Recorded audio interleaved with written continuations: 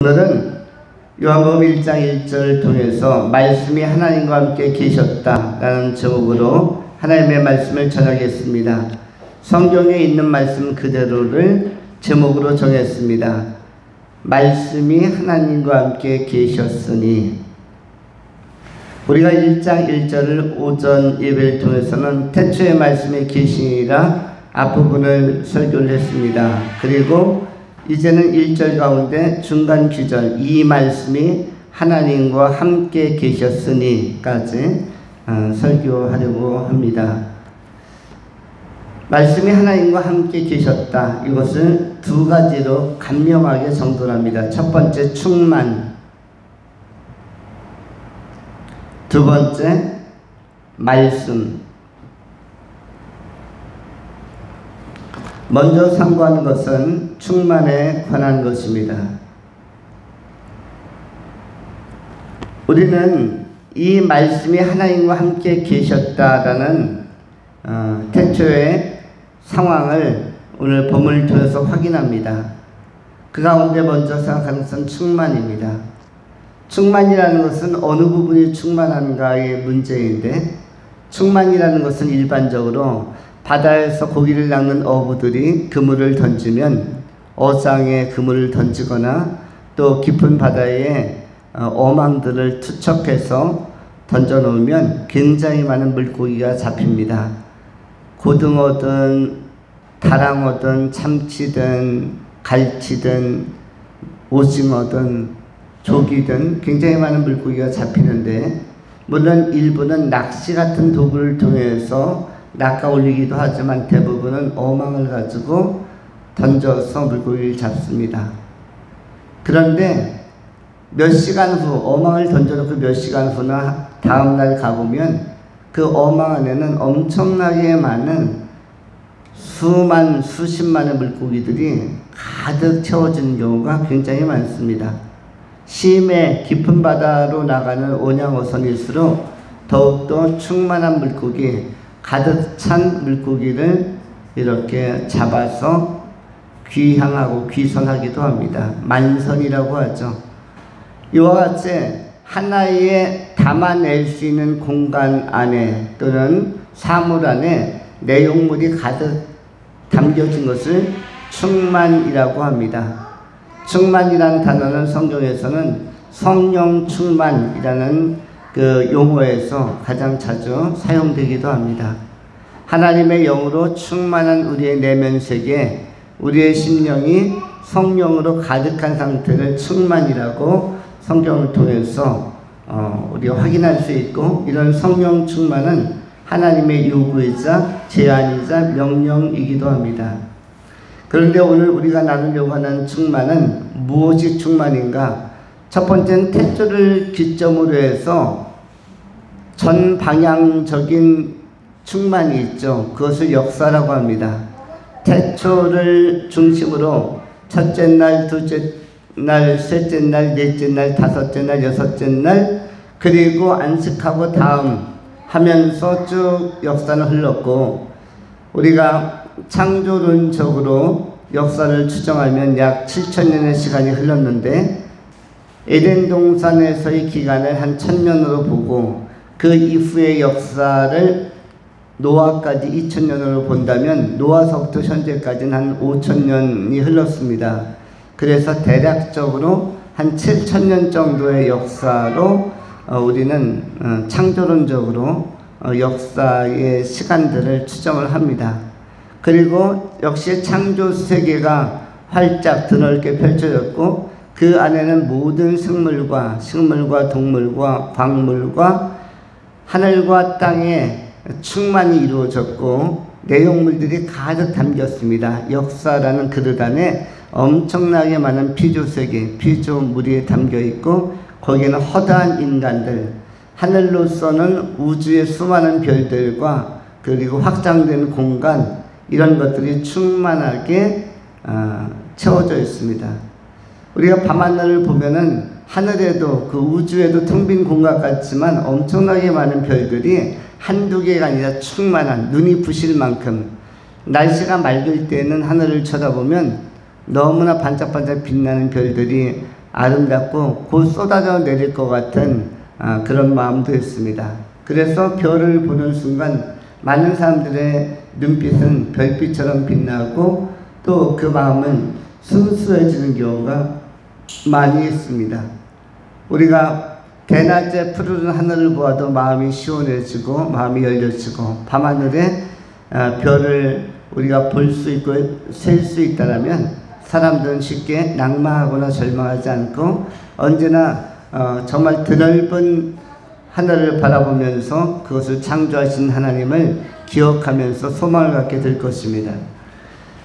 역사 이래로 전방향적으로, 전방향이라는 것은 목표점이 있는 알파와 오메가가 있는 것을 전방향적 역사로 본다면 그 정점에는 알파라고 할 수 있는, 시작이라고 할 수 있는 예수 그리스도의 그 십자가의 사건, 이 땅에 처음으로 초림하신 십자가 사건이 알파의 사건으로 있었고, 오메가라고 할 때는 최종점, 종결점. 요한계시록에 나오는 나는 알파와 오메가요 라고 표현되어질 때 이 알파와 오메가라는 말씀이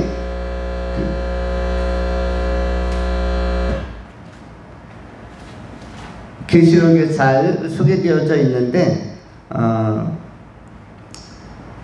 오메가라는 것은 우리가 보통 오메가 포인트라고 하죠. 그 오메가 포인트는 역시 예수님께서 다시 오시는 재림이라고 할 수가 있습니다. 그런가 하면 알파 포인트, 알파는 무엇인가? 예수님께서 초림하는 시간, 처음으로 오신 시간, 베들레헴 마을 구육간에 그야말로 예언대로 오셨던 그러한 그 아가로 오신 예수 그리스도, 이것이 바로 알파라면, 시작이라면, 구원의 시작이라면, 오메가는 하나님의 나라, 새하늘과 새 땅, 새 예루살렘을 완성하시고 오시는 예수의 시간을 우리는 오메가 포인트라고 이야기합니다. 이 부분도 굉장히 충만하죠. 그런데 우리가 오늘 다시 확인하려고 하는 충만은 그러한 전방향적인 역사로서의 충만이 아니라 어떻게 보면 역사가 시작하기 이전에 후방향이라고 할까요? 선언적인 역사의 시간들에 대한 충만을 이야기하려고 하는 것입니다. 역사가 경험한 역사가 있는가 하면 경험하지 않은 역사가 있죠. 이것을 선언적 역사라고 이야기합니다. 경험하기 이전에 선제적인 앞선 역사를 선험적 역사라고 하는데 이것은 창조 이전으로 거슬러가는 역사를 의미합니다. 창조를 기점으로 해서 현재 이르기까지의 역사를 전방향적으로 보았다면 그 선언적인 역사라는 것은 그 뒤를 돌아서서 창조되기 전까지를 역추적하는 것을 의미하는데 이것은 달리 표현하면 실제적인 역사, 실제적인 역사, 그리고 현재 창조 이래로 미래로 향하는 역사는 실제적인 역사, 실제와 실체가 조금 다른 건데 실제라는 것은 사실로서 시간의 흐름으로서 서기 1세기, 2세기, 3세기 가는 것이 실제적 역사라고 한다면 이것이 전방향적 역사라고 한다면 그런 선언적 역사라는 것은 창조되기 이전의 시점으로 올라가는 것이죠. 빛도 없었고 그야말로 흑암으로 가득했고 창세기 1장 1절 이전으로 들어가는 것이기 때문에 그렇다면 그 세계, 그 선언적인 역사, 아무도 경험해보지 못한 역사는 과연 아무것도 없었는가? 공허 그 자체도 그리고 아무것도 없었고 아무 사건도 없었고 아무 존재도 없었는가에 관한 우리의 관심을 지금 상고하고자 하는 것입니다. 이 세계는 아무것도 없었던 세계가 아닙니다. 이 세계야말로 전방향적 역사 안에서 천지창조 이후에 펼쳐진 충만과 비견할 수 없을 만큼 보다 풍성하고 보다 충만했던 실제 역사가 있는, 우리가 경험해보지는 못했지만 그러나 실제 하는 하나님의 나라 안에서 그 구성원들 가운데 매우 충만함이 있었던 것을 우리가 거룩한 상상력을 가지고 믿음으로 추정해 갈 수가 있습니다. 우리는 기본적으로 그렇다면 이 선언적인 역사, 곧 하나님의 나라에서 어떤 상태로 구성이 되고 어떤 상태로서 무엇이 충만했겠는가 하는 것입니다. 이곳은 기본적으로 삼위일체 하나님이 존재했던 나라요, 존재했던 세계이며 존재하는 세계이기도 합니다. 성부 하나님의 그 풍성함과 위엄과 충만이 빛나는 나라요, 성자 예수 그리스도께서 아직 이 땅에 오시기 전에 지상에 아가로 인간의 몸으로 오기 전에 하나님의 나라에서 성자가 활동했던 그 충만한 세계, 그리고 성령 하나님께서도 오순절 오시는 것이 아니라 오시기 전에 그 하나님의 나라에서 성부 하나님과 더불어서 함께 계셨던 삼일체 하나님으로서의 영광을 누리면서 풍성했던 세계, 이것이 선언적인 아직 창조가 되지 않은 상태 속에서 경험하지 않은 세계 안에서의 충만의 기본적 구성 요소라고 할 수가 있습니다. 그리고 그 가운데는 천사들이, 또한 허다한 천사들이 그 가운데서 굉장히 지혜를 빛나면서 가득했습니다.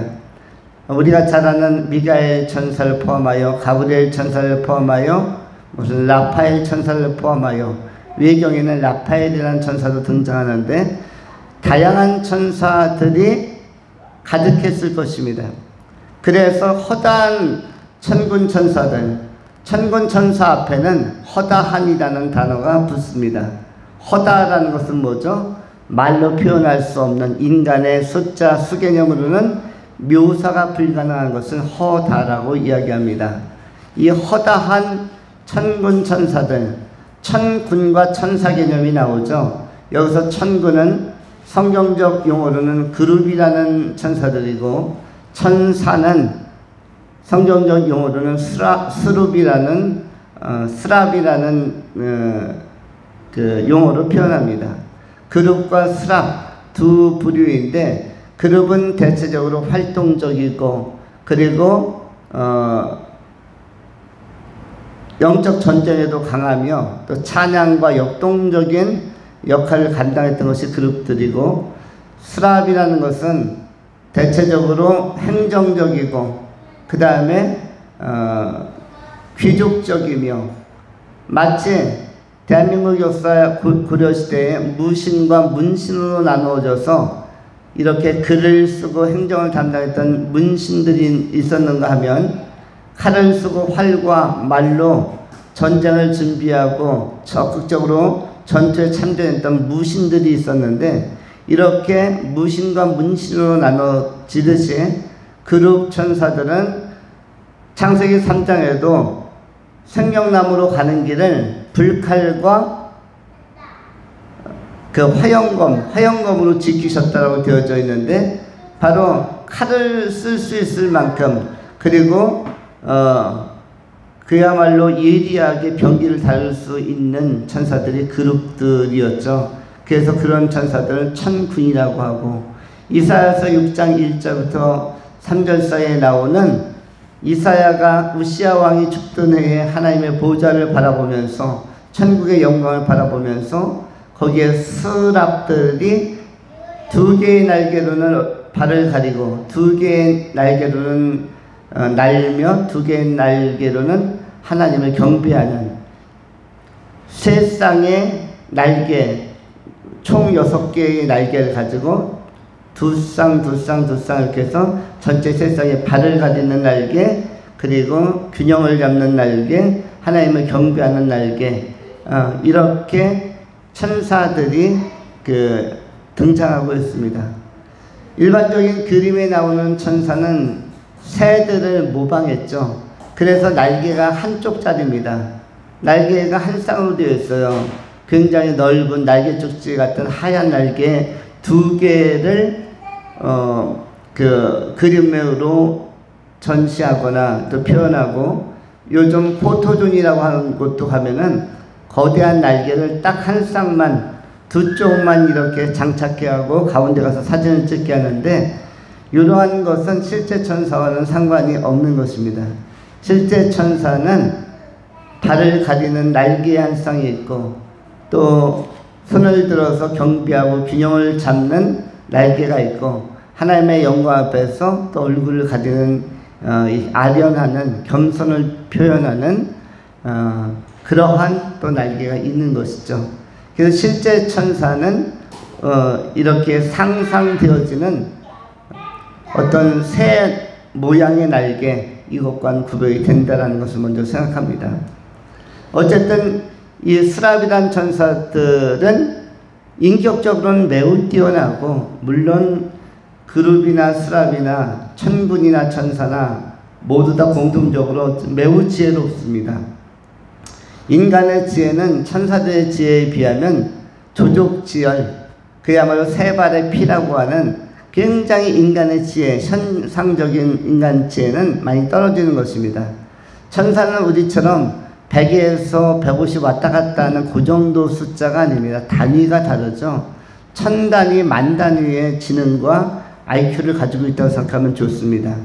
그들은 신체적 능력도 굉장히 뛰어나서 자신의 활동하는 몸을 인간에게 보이지 않을 수도 있을 만큼 굉장히 특수한 몸을 가지고 있습니다. 그들은 인간보다 더 빨리 다닐 수도 있고 날아다닐 수도 있음에도 불구하고 다니엘서에도 천사장 가브리엘이 3주에 걸쳐서 그 먼 곳으로부터 다니엘이 있는 곳에 기도를 응답하러 날아왔다는 표현이 있는데 이렇게 천사들은 먼 거리도 왕래할 수 있는 그 정도의 범우주적이고 범시공간적인 이렇게 초월적인 능력을 많이 가지고 있습니다. 인간과 비교한다면 이것은 초월성에 해당하는 상당한 능력이라고 볼 수가 있죠. 그래서 천사들은 굉장히 뛰어나고 또 용모도 준수하며 인간은 아름다운 사람들과 그렇지 않은 사람의 편차가 큽니다. 인간들은 잘생긴 반듯한 용모와 그렇지 않은 사람의 용모가 수준 차이가 많이 나는데 천사들은 그렇지가 않고 다양성은 있으나 일정하게 수준이 높은 그러한 상태를 유지하고 있습니다. 외형이든 내면이든 성품이든 모든 것들이 거의 완벽에 가까울 만큼 출중해서 들여다보면 들여다볼수록 아름답다 또 존귀하다 이렇게 감탄할 수밖에 없는 것이 천사들인데 이 천사들은 인간보다 실제적으로 이렇게 체형이라든지 활동 영역이 훨씬 크고 넓고 능력치도 훨씬 뛰어납니다. 그래서 히브리서 1장에서는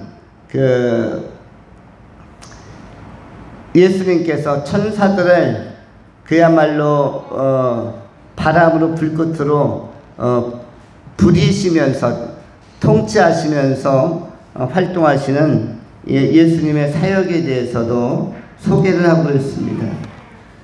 히브리서 1장은 이렇게 설명하고 있습니다. 먼저 2절은 이렇습니다. 이 모든 날 마지막에는 아들을 통하여 우리에게 말씀하셨으니 이 아들을 만유의 상속자로 세우시고 또 그로 말미암아 모든 세계를 지으셨느니라. 이는 하나님의 영광의 광채시요 그 본체의 형상이시라.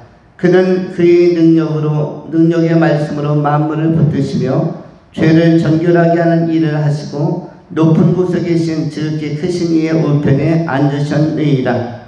그가 천사들보다 훨씬 뛰어남은 그들보다 더욱 아름다운 이름을 기업으로 얻으심이니 하나님께서 어느 때 천사 중 누구에게 너는 내 아들이라 오늘 내가 너를 낳았으며 하셨으며 또다시 나는 그에게 아버지가 되고 그는 내게 아들이 되리라 하셨느냐. 또 그가 마다들을 이끌어 세상에 다시 들어오게 하실 때에 하나님의 모든 천사들은 그에게 경배할지어다 말씀하시며 또 천사들에 관하여는 그는 천사들을 바람으로 그의 사역자들을 불꽃으로 삼으시느니라 하였으니 이렇게 기록을 하고 있습니다. 그의 천사들을 바람으로 그의 사역자들 불꽃으로 삼으시니라. 천사들과 사역자들이 가득한 세계, 그리고 이 천사들이 우리 주님과 같이 거기까지 수준은 아니지만 상당한 수준의 아름다움과 완벽성을 가지고 있었음을 보여주고 있습니다. 우리 인간이 제한성이 많고 그리고 아담한 것에 비하면 천사들은 스케일도 크고 그리고 더 영리하며 직관력과 통찰력 그리고 여러가지 인지 능력에서 인간과 비교할 바가 안 되는 우수함을 가지고 있습니다.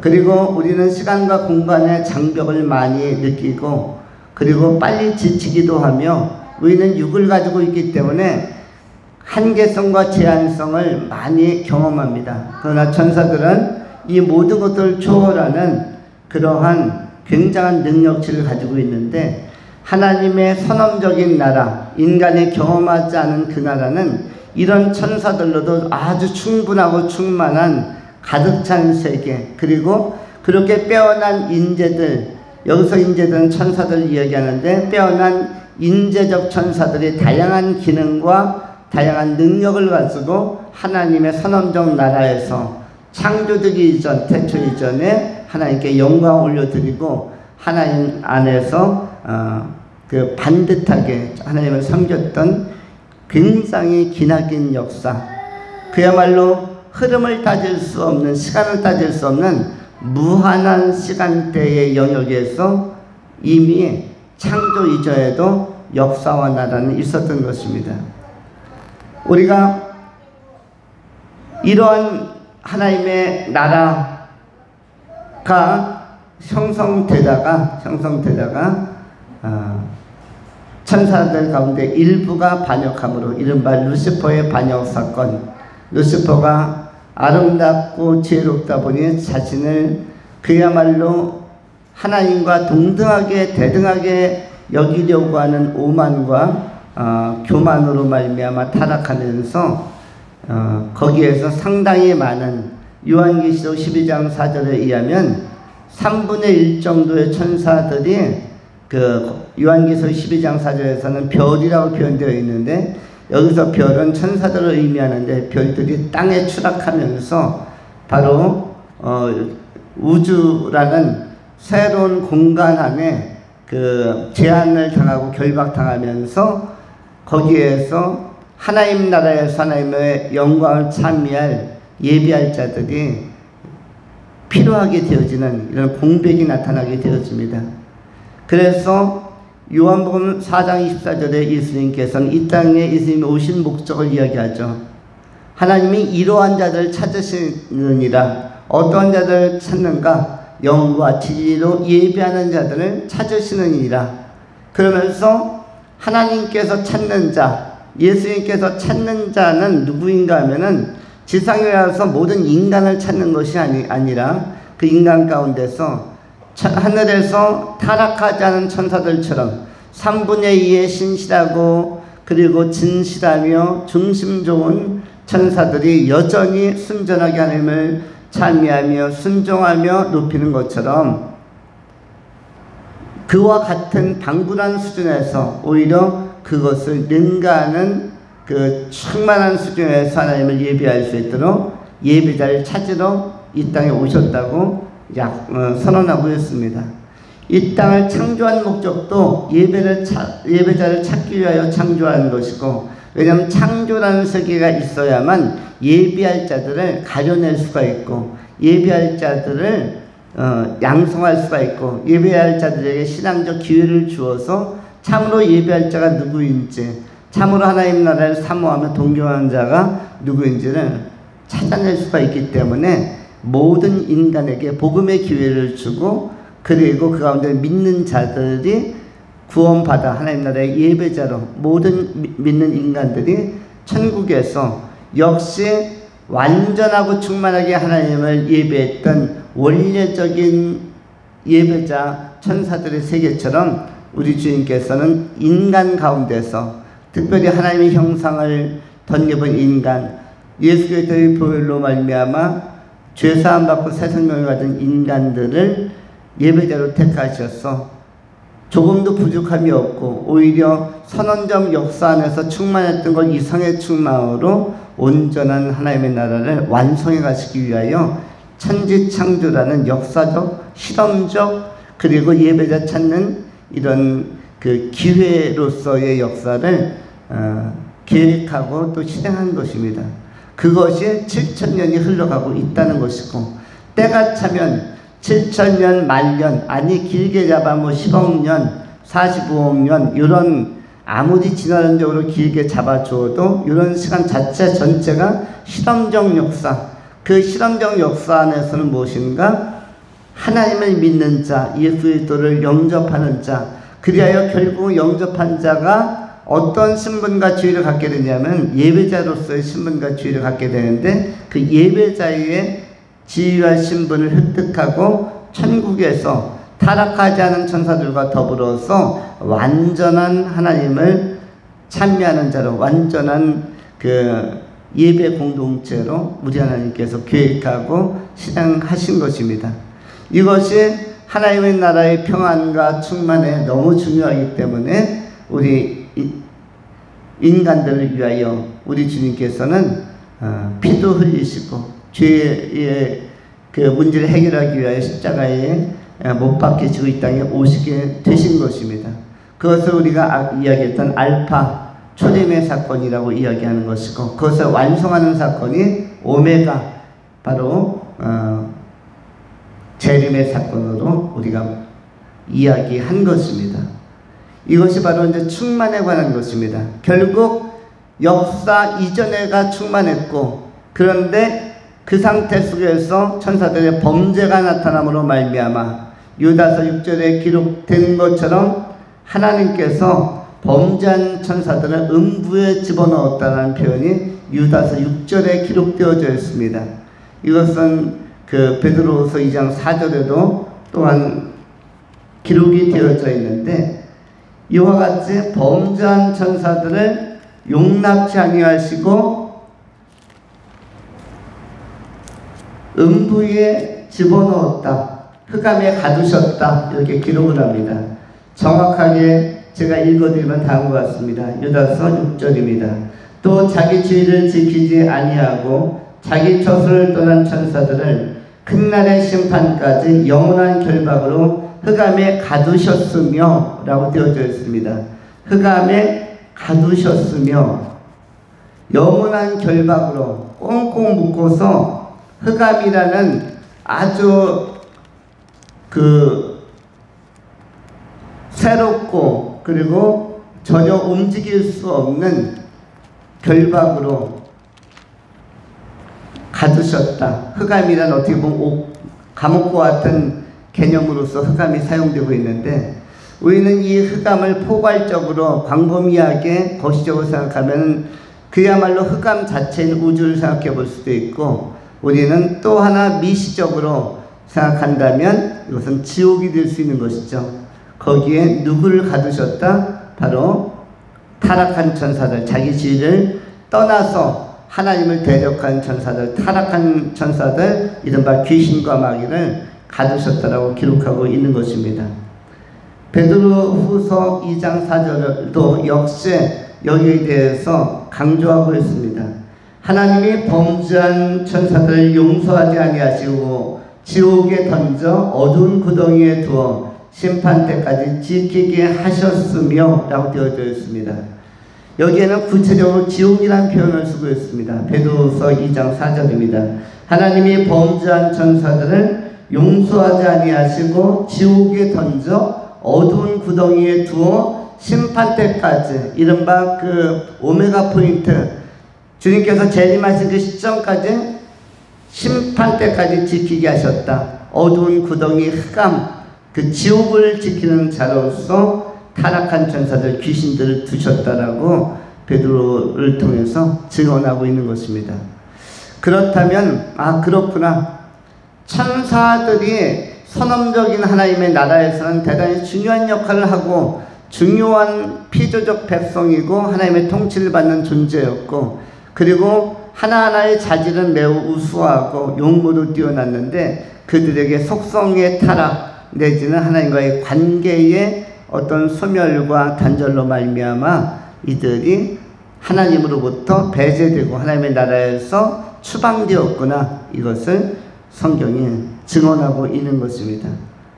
그래서 그들이 떨어져 나간 자리, 그들의 결손이 공백이 발생한 자리에 하나님은 역사를 통해서 완전한 예배자 공동체를 채워가시고 더 나은 예배 공동체를 위해서 인간이 하나님 앞에 설 수 있는 기회를 만드셨는데 창조는 그것과도 연결이 되었다고 할 수 있습니다.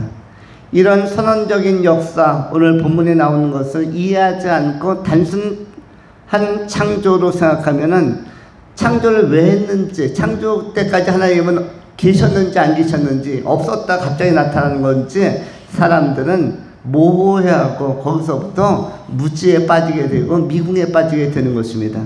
성경은 그러나 분명히 이렇게 선언적인 역사 안에서 굉장히 충만하고 충실하고 탄탄한 나라가 있었고 견고한 나라가 있었고 그 가운데 천사들의 반역과 타락이 있어서 그들을 어두운 구덩이에다 집어넣는 하나님의 결단과 하나님으로서 큰 사건이 있었다는 것입니다.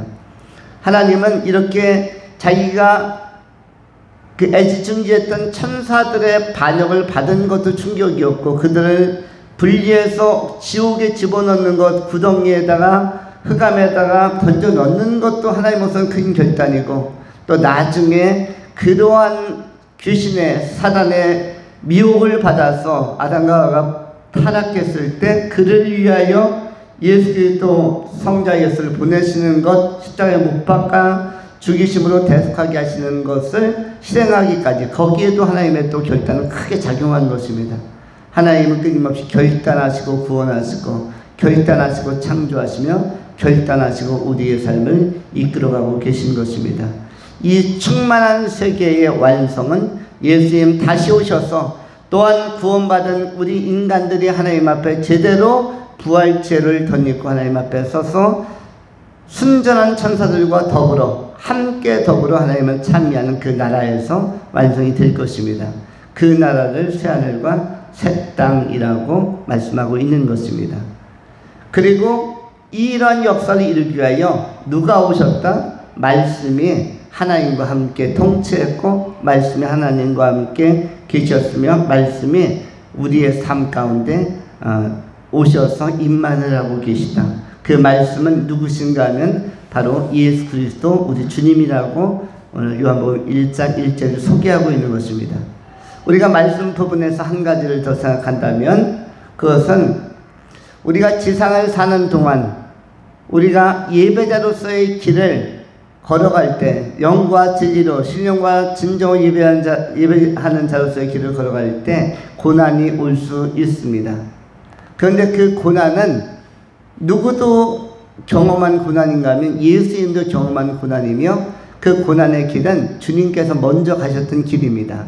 우리가 현재 겪고 있는 고난은 어떠한 것인가? 우리가 세상적 가치관을 갖지 않고 성경적 가치관, 믿음의 가치관을 가지고 걸어가는 과정 안에서 겪는 고난은 주님께서 걸어가셨던 길의 일부분, 한 과정의 중간 부분을 따라가고 있으면서 경험되어지는 것입니다. 예수님은 더욱더 큰 모욕도 받으셨고 때로는 인자가 머리둘 곳도 없으셨고 때로는 채찍에도 맞으셨으며 우리가 받는 고난의 정도와 범위는 예수님께서 받은 고난의 여정의 굉장히 미세한 부분, 일부분을 우리는 간접 경험하고 있는 것입니다. 이 길은 주님께서 먼저 지나간 길이요 우리도 그 길로 가고 있는데 그 길의 끝에는 무엇이 있습니까? 하나님의 나라, 오메가 포인트 안에서 경험되고 확인하게 된 하나님의 나라가 도래하는 것입니다. 요한계시록에서 또 이사야서를 통해서 우리 주님께서 하나님께서 약속하신 새하늘과 새 땅의 영광의 비전이 이 고난의 길을 자기를 부인하고 자기 십자가를 지고 끝까지 걸어가는 사람들에게 이 영광의 나라가 확인되고 또 경험되게 되는 것입니다. 그러므로 우리가 믿음 가지고 위축되지 말고 좌우나 우나 치우치지 말고 말씀의 토대 위에서 정로를 걸어가는 끝까지 하나님의 영광 앞에 설 수 있도록 좁고 협착하지만 그러나 우리가 중단하거나 포기하지 아니하고 끝까지 정진해가는 이 믿음의 경주, 믿음의 질주, 믿음의 용기가 꼭 필요한 것입니다. 요한계시록 1장 3절에 아주 잘 알고 있는 말씀과 같이 성경이 이렇게 증거합니다. 이 예언의 말씀을 읽는 자와 듣는 자와 그 가운데 기록한 것을 지키는 자는 복이 있나니 때가 가까움이라. 8절 요한복음 계시록 1장 8절에 주 하나님이 이르시되 나는 알파와 오메가라. 이제도 있고 전에도 있었고 장차 올 자요 전능한 자라 하시니라. 말씀이시며 결국 오메가요 알파이신 예수님께서 구원할 자를 다 구원하시고 하나님 나라를 완성하시고 성도를 위하여 예비한 처소까지 완성하시고 다시 오신다라고 기록을 하고 있는 것입니다. 주님의 다시 오심을 깨어서 예비하는 신실하고 성실한 그런 순전한 그리스도인으로서 말씀 중심으로 말씀 사모하며 살아가는 복 있는 성도님들이 다 될 수 있기를 축원합니다. 기도하겠습니다. 거룩하신 주님 감사합니다. 오늘 충만의 의미와 또한 말씀의 의미를 마음에 다시 한번 새깁니다. 창조 이후의 충만도 우리가 확인한 바 목격한 바 있어서 너무나 좋게 생각하고 거기에 우리가 가치를 부여하지만 창조 이전의 충만한 세계가 더 오랜 세월 동안 더 영원한 세월 동안에 있었음을 또한 우리가 성경을 통하여 확인하게 하여 주시옵소서. 인간만이 피조물이 아니라 선엄적인 세계 속에서 또한 주의 허다한 천사들의 활동과 또한 심지어 사건까지 있었음을 우리가 성경 전체를 통하여 통전적으로 이해하면서 균형 감각을 가지고 이제 우리에게 주어진 구원의 기회, 삶의 목적은 구원받는 것인 줄 알고 또 하나님의 나라의 예배자로 서는 것인 줄 알고 우리의 영적 예배 훈련을 잘 받고 즐거이 예배하며 기꺼이 예배하는 신실한 예배자들로 다 준비되게 하여 주시옵소서. 감사드리오며 우리 구주 예수 그리스도의 이름으로 축복하며 기도하옵나이다. 아멘.